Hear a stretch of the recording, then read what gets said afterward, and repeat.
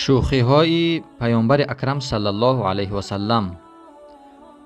از ابو هریره الله تعالی از او راضی باد روایت است که گفت با پیامبر اکرم صلی الله علیه و سلم گفتیم شما با ما شوخی میکنید.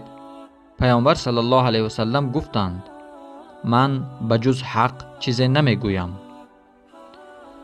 از زید ابن اسلم الله تعالی از او راضی باد روایت شده است که زن بود نامش ایمن نزد رسول الله صلی الله علیه و سلم آمد و گفت شوهر من شما را دعوت می کند.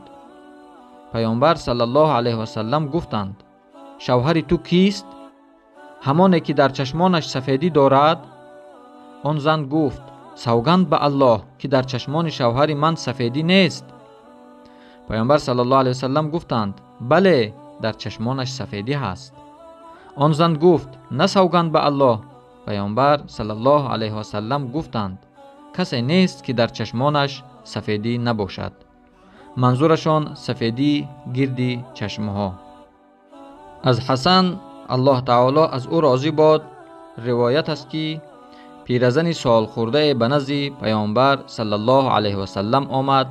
از پیامبر صلی الله علیه و سلم طلب کرد که برایش دعا کند تا که داخل جنت شود.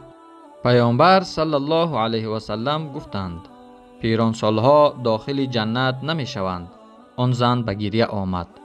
پیامبر صلی الله علیه و سلم گفتند تو در آن روز پیران سال نخواهی بود، یعنی جوان شده داخل جنت می شوی.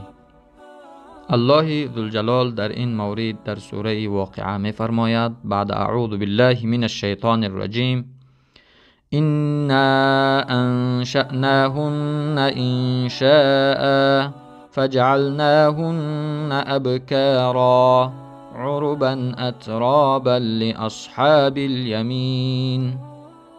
ما آن زنان را بیافریدیم و چه آفریدنی زیبایی و آنها را باکیره گردانیدیم. معشوق همسران خود هستند. آن پیرزن خوشحال شد و رفت. السلام علیکم و رحمت الله و برکاته.